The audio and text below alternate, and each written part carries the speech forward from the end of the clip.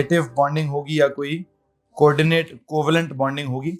Basically आज मैंने वही पढ़ाना है। वो मैं थोड़ा सा समटाइम इसलिए कुछ कह जाता हूँ कि जो मैंने पढ़ाई नहीं है बात, वो आप पहले से आप अपने, बेशक आपको आती भी हो, आपको पता भी हो सवाल का जवाब, लेकिन अगर आपने वो टॉपिक मेरे साथ नहीं पढ़ा हुआ तो खुद को उस काम के लिए सुमन बुकमन रखा करें, ठीक है। हाँ, जो पढ़ा दिया हो मैंने उसका जब इन्वॉल्वमेंट हो रहा हो तो उसमें ज़रूर पार्टिसिपेट किया करें, सवाल भी पूछ लिया करें, जवाब भी उसका दे दिया करें। अभी हमारे पास कल एक टॉपिक ये चल रहा था कि अमाइनो ग्रुप को हमने देखा कि नाइट्रोजन था, 2 हाइड्रोजन्स थे, एक लोन पेयर था, एक तरफ बॉन्ड खाली था। हमने कहा जो खाली साइड है वहाँ पे कोई भी चीज़ अटैच हो सकती है, वहाँ में अमाइनो ग्रुप की अंडरस्टैंडिंग दे दी। फिर हमने कहा अमोनिया तो सीधा सीधा 3 हाइड्रोजन्स लगे हुए थे, एक उसके पास लोन पेयर था। लेकिन जब अमोनियम की बारी आई तो अमोनियम के अंदर क्या हो रहा है क्या नहीं हो रहा, हमें उसको एक्सप्लेन करना है। उसकी एक्सप्लेनेशन के लिए आपके पास क्या सिचुएशन चल रही है?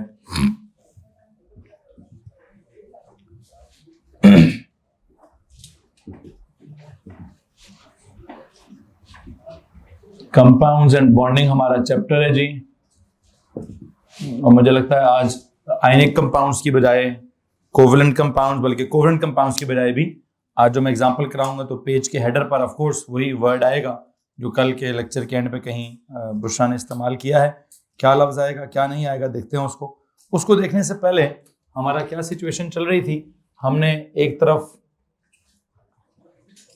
अमाइनो का ग्रुप डिस्कस कर लिया हुआ है, फिर हमने अमोनिया का कंपाउंड डिस्कस कर लिया हुआ है, और अभी अगर हम अमोनियम का रेडिकल डिस्कस कर लिया तो मुझे लगता है कि हमारी कौन सी चीज़ ख़त्म हो जाएगी, हमारा जो डेटिव बॉन्डिंग या कोऑर्डिनेट कोवेलेंट बॉन्डिंग का कॉन्सेप्ट है वो ख़त्म हो जाएगा।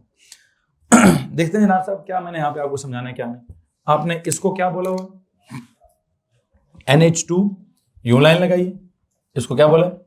NH3, इसको क्या बोला? NH4, और यहाँ पर एक 1+ लगाया हुआ है। यहाँ तक किसी को मसला तो नहीं? ओके। फिर आपने अमोनिया को ड्रॉ करने के लिए क्या किया है? N के साथ कितने H? 3 H ड्रॉ किए हैं, और एक उसके ऊपर लोन पेयर ड्रॉ किया हुआ है। अमाइनो को ड्रॉ करने के लिए क्या किया हुआ है जी? 2 H ड्रॉ किए हुए हैं, एक लोन पेयर और एक यहाँ पर कोई खाली बॉन्ड छोड़ा हुआ है।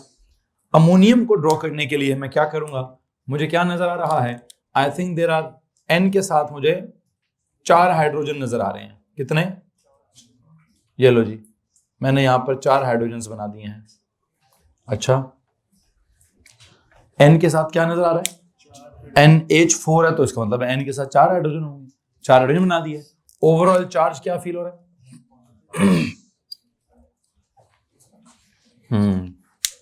यहां तक किसी को मसला है कि हमने O लेवल में क्या पढ़ा है? हमें पता है अमोनियम एक रेडिकल है।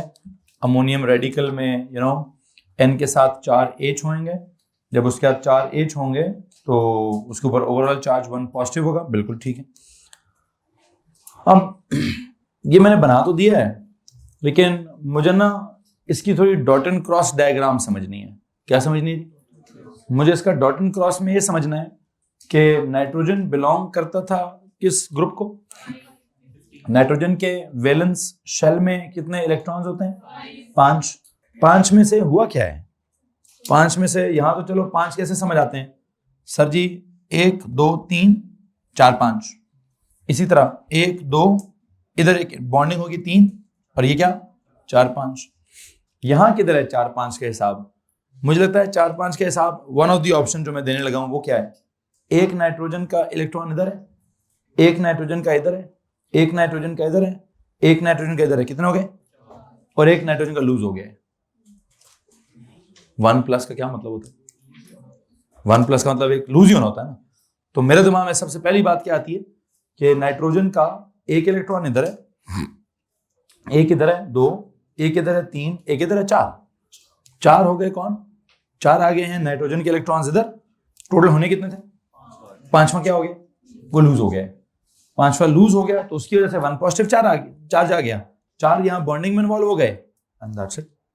किसी को मसला इस बात से है? कोई सवाल? मैम आपने क्या सवाल पूछा? क्यों? तो बस गया, मतलब 5 थे लोन पेयर का, मैंने क्या करना है, नाइट्रोजन ग्रुप नंबर 5 में था, इसमें किसी को एतराज है? 5 में उसके वैलेंस शेल में 5 इलेक्ट्रॉन थे, किसी को प्रॉब्लम है? 5 में से उसने 4 को कोवेलेंट बॉन्डिंग में इन्वॉल्व किया, 1 को लूज कर दिए, 5 पूरे हो गए। जी बुशरा है? मेटल की बात कहां से आ गई? हाँ, लूज क्यों करेगा?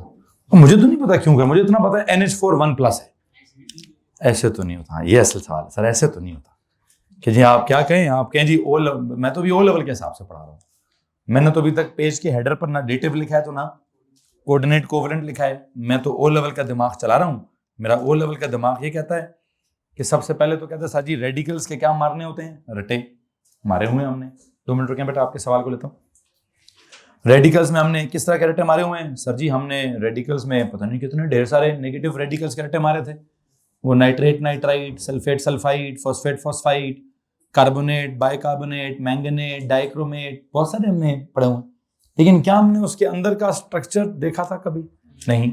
नेगेटिव वालों को तो वैसे भी अभी मैं शायद नहीं बताऊंगा, लेकिन हाँ एक आधा हमारा पॉजिटिव रेडिकल था। उस पॉजिटिव रेडिकल का नाम क्या था? ये अमोनियम। हमने इसका ये NH4 पॉजिटिव पढ़ा हुआ है। मैं इसका स्ट्रक्चर क्यों ड्रॉ कर रहा हूँ? बिकॉज मैंने आपको अमोनिया का स्ट्रक्चर आपको बड़ा ऑब्वियस है, अमाइनो आपको बड़ा ऑब्वियस हो गया, तो मैंने कहा जी लो जी लगे हाथों, अमाइनो हुआ हुआ है, अमोनिया हुआ हुआ है, तो अमोनियम भी खींच जाओ। अब जब अमोनियम को खींच रहा हूं तो अमोनियम का मेरे दिमाग में जो ऑर्डिनरी लेवल के हिसाब से अंडरस्टैंडिंग डेवलप होती है वो ये डेवलप होती है कि nitrogen belongs to group number 5। मतलब मैं ओ लेवल को तो इससे आगे एक लफ्ज भी नहीं बोलूंगा, मैं उसको क्या बोलूंगा? हाँ आप इस स्टेटमेंट से अब सवाल निकालेंगे। मैंने ओ लेवल के बच्चे को अगर अमोनियम कभी मजबूरी में पढ़ाना पड़ भी गया तो उसको क्या पढ़ाऊंगा जी? भाईजान नाइट्रोजन है किस ग्रुप में? 5 में। वैलेंस शेल में कितने हैं? 5 हैं। 5 में से उसने क्या किए हैं?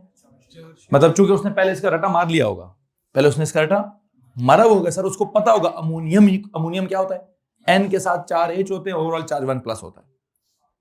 तो जब उसने पहले से इसका रटा मारा हुआ है, मतलब मुझे इसको प्रूफ तो नहीं करना ना कि N के साथ 4 H क्यों है। ओ लेवल की क्लास में जो प्रूफ करने के N के साथ 4 H क्यों? ओ लेवल की क्लास में तो पहले क्या कहा गया भाई, तुम याद करो N के साथ 4 H है और उसके ऊपर चार्ज क्या है, तो उसने याद कर लिए। अब अगर मुझसे पूछा सर जी जरा इसका मुझे स्ट्रक्चर दिखा दे, तो मैं उसको क्या स्ट्रक्चर दिखाऊं? मैं उसको यही बोलूंगा ना भाई कि नाइट्रोजन किस ग्रुप में है?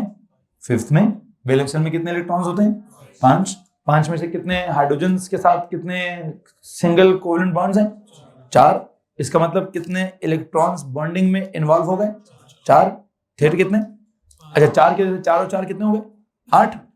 तो 5वां किधर गया? एक तो ऑक्टेट भी पूरा कर दिया मैंने, तो उस बच्चे को सर ऑक्टेट कंप्लीट हो गया। 5वां मैंने कह दी उसको क्या किया उसने? अगर भाई तेरी जरूरत नहीं है, तुम्हारी जरूरत तो लूज हो जाओ भाई, यहां से तुम लूज हो गया, 1+ आ गया, बात खत्म। अब यहां से सवाल लेता हूं आपके, पहले योर क्वेश्चन प्लीज। 1+ का मतलब ये नहीं है कि इलेक्ट्रॉन लूज किया, इसका मतलब है कि total number of electrons total number of protons से बनता है। तो वो एक सेकंड रुकेंगे जरा, बड़ा मासूम किस्म का स्टेटमेंट भाई ने इस्तेमाल किए। वो कहते हैं सर जी एक 1+ के चार्ज का मतलब ये नहीं है कि इलेक्ट्रॉन लूज हुआ है, इसका मतलब ये है कि जितने इलेक्ट्रॉन्स हैं और जितने प्रोटॉन्स हैं उनमें एक का मसला है। तो दोनों जुमलों का एक ही मतलब है भाई। प्रोटॉन से रिएक्ट किया, प्रोटॉन से रिएक्ट किया है, ये कहां से पता चला आपको? ओके जी, वैसे आप सही कह रहे हैं, मैं वैसे तंज कर रहा हूँ आप पे, लेकिन आपका पहला जो जुमला था मुझे वो पसंद नहीं आया। वो एक ही जुमले के 2 वर्जन है कि उसमें क्या बता रहे थे आप मुझे कि इलेक्ट्रॉन्स लूज नहीं हुए सर, असल में प्रोटॉन्स पता नहीं ज्यादा हैं कि इलेक्ट्रॉन्स कम है। उसका मतलब ये होता है असल चीज इलेक्ट्रॉन ही है दैट इज लॉस्ट और गेन्ड और shared. Proton is never lost, it is never gained, it is never shared. वो जो हम जिसको आप जिसको प्रोटॉन कह रहे हैं मैं उस तक पहुंच जाऊंगा, लेकिन अभी तक मेरा ये फलसफा है कि इलेक्ट्रॉन ही लूज होता है, इलेक्ट्रॉन ही गेन होता है, इलेक्ट्रॉन ही शेयर होता है। प्रोटॉन ना तो लूज होता है, ना गेन होता है, ना शेयर होता है। अब जो आपने जो जुमला बोला कि प्रोटॉन के साथ रिएक्ट हुआ है, तो रिएक्शंस तो मैंने अभी तक देखता हूँ, क्या पता मैं आपके सवाल को या आपके जवाब को इंगेज कर लूँ यहाँ पर जी। 3 बनाता है, हाँ हाँ, नहीं तो मैंने 5 तो बनाए भी नहीं है ना, तो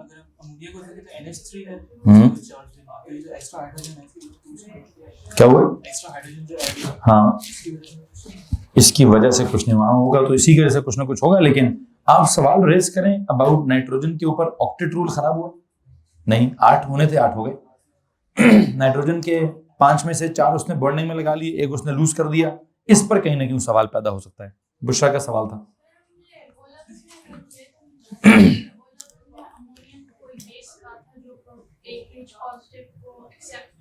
हाँ, मतलब आप बेस और एसिड और बेस वाली बात को भी बीच में लेकर आएंगे और हाँ उस हिसाब से भी चलेंगे। चलो ठीक हो गया, ठीक हो गया, बिल्कुल सही कह रहे हैं आप। वो जो आप कह रहे हैं प्रोटॉन एक्सेप्टेंस वाली बात, वो भी ठीक है।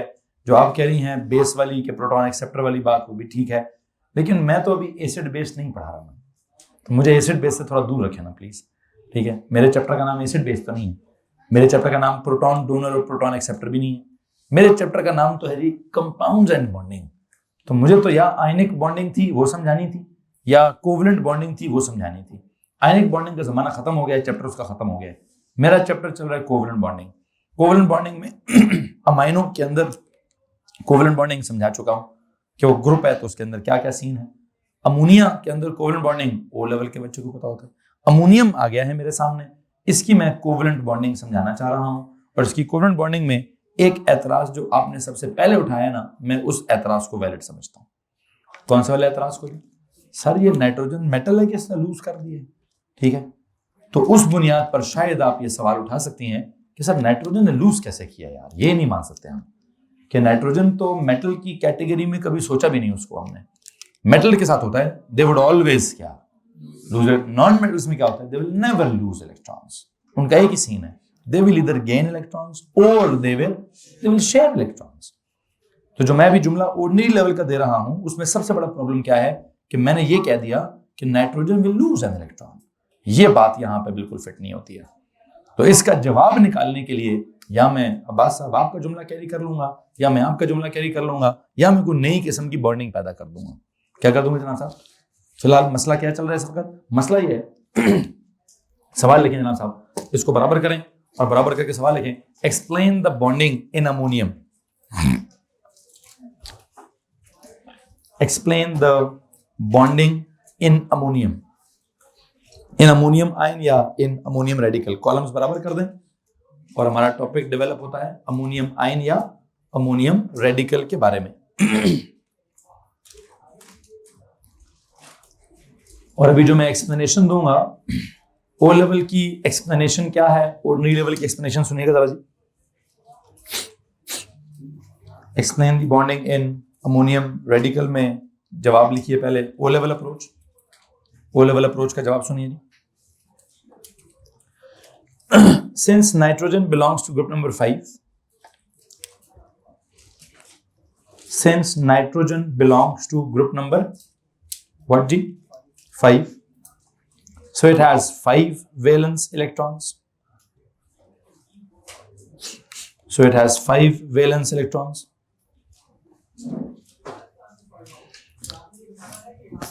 So it has 5 valence electrons. out of which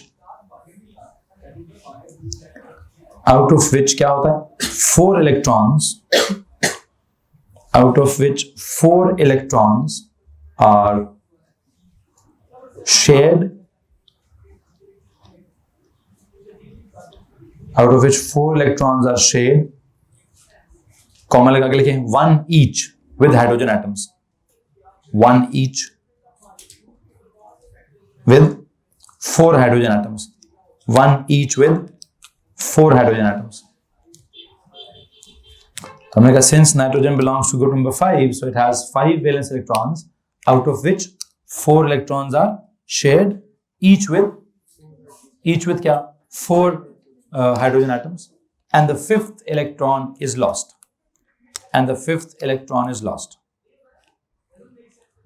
and the 5th electron is lost, and the 5th electron is lost. लो जी, यहां के ऊपर मैंने एक ऑर्डिनरी सी स्टेटमेंट लिख दी है और मैं स्टेटमेंट के बाद इसको और वैलिड इस तरह से कर सकता हूं कि जनाब साहब आप एक और जुमला लिख दीजिए, sharing 4 electrons, sharing 4 electrons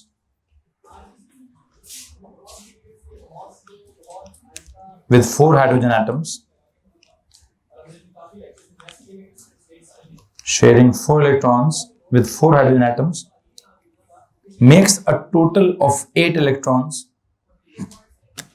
makes a total of 8 electrons,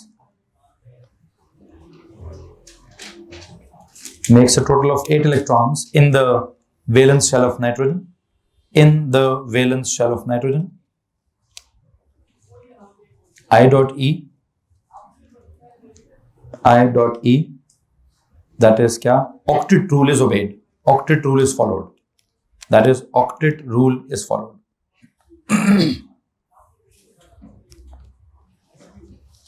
okay, लिख दिए जनाब साहब। इस सारे पे काटा मार दीजिए। हाँ जी, ओ लेवल के हिसाब से अगर आप ये जवाब देते हैं, ठीक है, तो मैं क्या करूंगा, अब मैं यहां से आगे sir Zaheer the A level का टीचर बनूंगा, और sir Zaheer the A level के टीचर कहते हैं भाईजान काटा मारिए। और किस बुनियाद पर काटा मारिए? एक काम करिए, काटा ना मारिए, काटा ना मारिए, एक काम कर दीजिए, नीचे लिखिए all the above explanation is क्या जनाब साहब? Is useless. चलो यूजलेस है या जो भी, आप खड़े में भेज दें। हाँ, the above explanation can go to खड़ा, ठीक है। सर वो एक शेयर था आपका खड़े के बारे में। वालेकुम अस्सलाम बेटा जी, 7:15 या 20 मिनट पे आइएगा। सर वो खड़े के बारे में आपने शेयर, मैं सर आसिम से बात करता हूँ, मुझे बताइएगा। वो आपने उस दिन वो कहीं ब्रांच के ऊपर आपने खड़े वाला शेयर सुनाया था, बड़े मजे का था। बहरहाल क्या बात हो रही है? The above explanation can go to खड़ा। ओके जी जी।